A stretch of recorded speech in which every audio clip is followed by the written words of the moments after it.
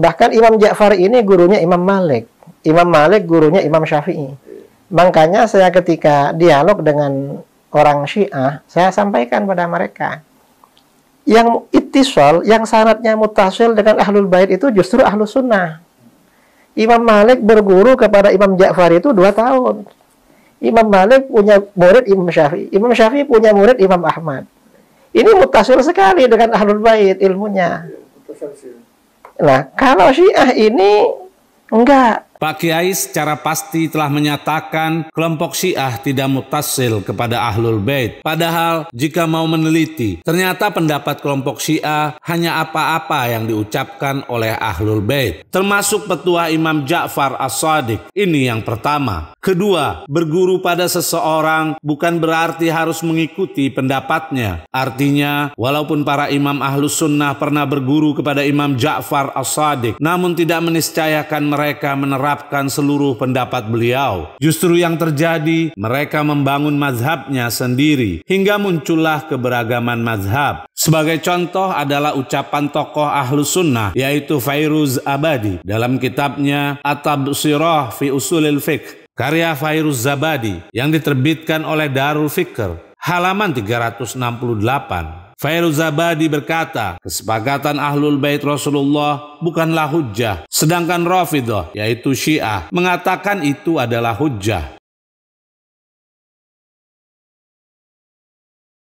Pertanyaannya adalah, bagaimana dengan pernyataan Pak Kiai bahwa yang muttasil kepada Ahlul Bait adalah Ahlus Sunnah, sementara Fairuz Zabadi berpendapat bahwa Ahlul Bait bukanlah hujjah? Sebagai contoh, pada kasus sholat tarawih di bulan puasa, dalam kitab Nailul Autar, karya Asy-Syaukani, salah satu ulama Ahlus Sunnah, jilid 5, yang diterbitkan oleh Dar Ibnil Jauzi, cetakan pertama tahun 1427 Hijriah, halaman 172 sampai 173. Asy-Syaukani berkata, An-Nawawi berkata, para ulama sepakat akan keanjurannya, yaitu sholat tarawih. Namun mereka berbeda pendapat, apakah lebih baik sholat di rumah masing-masing atau berjamaah di masjid. Asy-Syafi'i dan mayoritas ulama Syafi'iyah, juga Abu Hanifah, Ahmad, serta sebagian ulama Malikiyah dan selain mereka berpendapat bahwa lebih utama mengerjakannya dengan berjamaah sebagaimana yang dilakukan oleh Umar bin Khattab dan para sahabat. Kaum muslimin pun terus mengerjakan hal ini sampai kalimat, dan berkata Imam Malik, Abu Yusuf dan sebagian ulama Syafi'iyah serta selain mereka, yang lebih utama mengerjakannya di rumah masing-masing, sampai kalimat, sedangkan itrah, yaitu Ahlul Bait Nabi, berkata, sesungguhnya berkumpul untuknya, yaitu sholat tarawih berjamaah, merupakan bid'ah.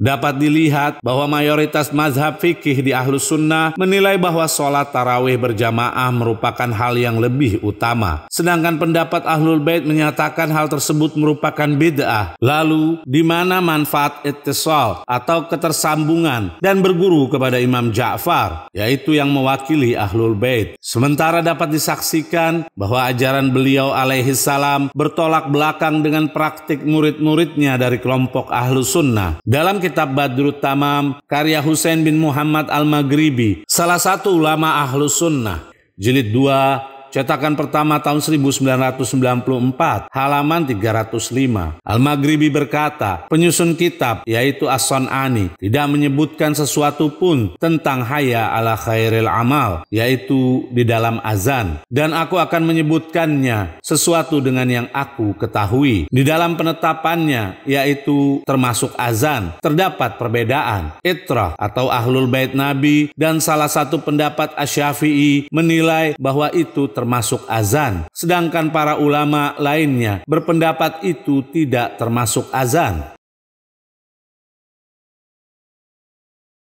Pernyataan Al-Maghribi selaku ulama Ahlus Sunnah membuktikan adanya perbedaan antara pendapat ulama Ahlus Sunnah dengan para imam Ahlul Bait karena mereka tidak memasukkan hayya ala khairil amal di dalam azan. Menurut Pak Kiai, Syiah tidak bersambung kepada Ahlul Bait. Jawabannya, pernyataan ini tidak akurat bahkan bertentangan dengan pendapat salah seorang ulama Ahlus Sunnah yang menyatakan bahwa Imam Ja'far As-Shadiq adalah imam kelompok Syiah. Dalam kitab Al-Milal wan Nihal karya Asy-Syahrastani, salah satu ulama Ahlus Sunnah yang diterbitkan oleh Darul Kutub Al-Ilmiyah, cetakan kedua tahun 1992, halaman 166.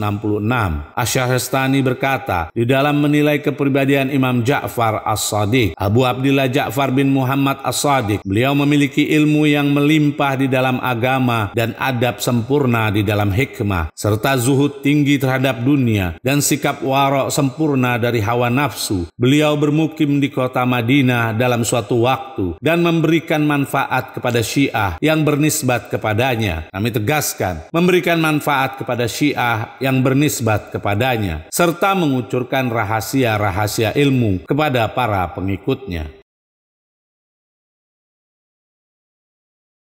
Inilah salah satu bukti yang dinyatakan oleh seorang tokoh ulama Ahlus Sunnah bahwa kelompok Syiah di saat itu menimba ilmu dari imamnya, yaitu Ja'far As-Shadiq, di mana dapat dipastikan bahwa kelompok Syiah sanadnya bersambung atau mutasil pada Ahlul Bait dan bukan malah sebaliknya. Dalam kitab Lisanul Arab karya Ibn Manzur, salah satu ulama Ahlus Sunnah, jilid 8 yang diterbitkan oleh Dar Shadir, halaman 189. Ibn Manzur berkata, asal muasal kata Syiah adalah suatu kelompok manusia, bisa juga untuk satu orang, dua orang, banyak orang, untuk lelaki dan perempuan dengan lafaz yang satu dan makna yang sama, yaitu Syiah. Dan nama ini, yaitu Syiah, diperuntukkan atas yang mengikuti Ali dan Ahlul Baitnya. Kami tegaskan, mengikuti Ali dan Ahlul Baitnya. Sampai kalimat, berkata Al-Azhari, Syiah adalah suatu kaum yang berpendapat sama dengan pendapat itrah Nabi dan mengikuti mereka.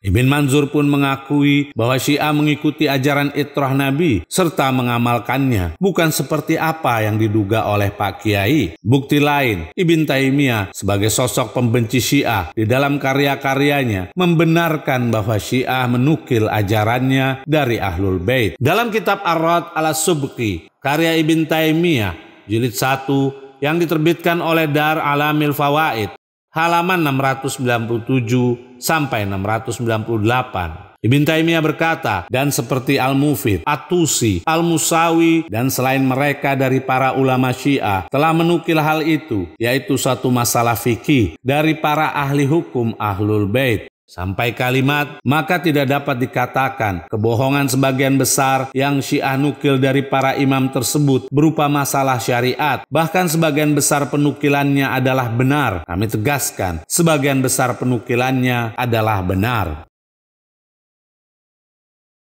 Dalam kitab lain, Ibn Taimiyah pun membuat pernyataan tentang Syiah. Dalam kitab Minhajus Sunnah, karya Ibn Taimiyah, jilid 5, cetakan pertama tahun 1986, halaman 162. Ibn Taimiyah berkata, adapun terkait perkara-perkara syar'i mereka, yaitu ulama Syiah, mereka berpegang pada apa-apa yang dinukil dari sebagian Ahlul Bait. Kami tegaskan, Syiah menukil dari sebagian Ahlul Bait, seperti Abu Ja'far Al-Bakir, Ja'far bin Muhammad As-Shadiq, dan imam-imam Ahlul Bait selain keduanya. Murid Ibn Taimiyah pun yaitu Ibn Qayyim mengakui bahwa Syiah mengambil dan merujuk apa yang datang dari Ahlul Bait. Dalam kitab Shawa'iqul Mursalah karya Ibn Qayyim Al-Jauziyah yang ditahqiq oleh Dr. Ali bin Muhammad Ar-Rakhilullah jilid 1 yang diterbitkan oleh Darul Asimah, halaman 616. Ibn Qayyim berkata, sesungguhnya para fakih Imamiyah dari awal sampai akhir, mereka semua menukil hadis dari Ahlul Bait sampai kalimat ini mutawatir menurut mereka dari Ja'far bin Muhammad dan lainnya dari Ahlul Bait. Pada catatan kaki kitab tersebut disebutkan, dia adalah Ja'far bin Muhammad As-Shadiq dan dia adalah imam ke-6 dari 12 imam pada mazhab Imamiyah. Sampai kalimat banyak orang telah mengambil atau belajar darinya. Di antara mereka yang belajar dari Imam Ja'far As-Shadiq adalah 2 orang imam, yaitu Imam Malik dan Abu Hanifah.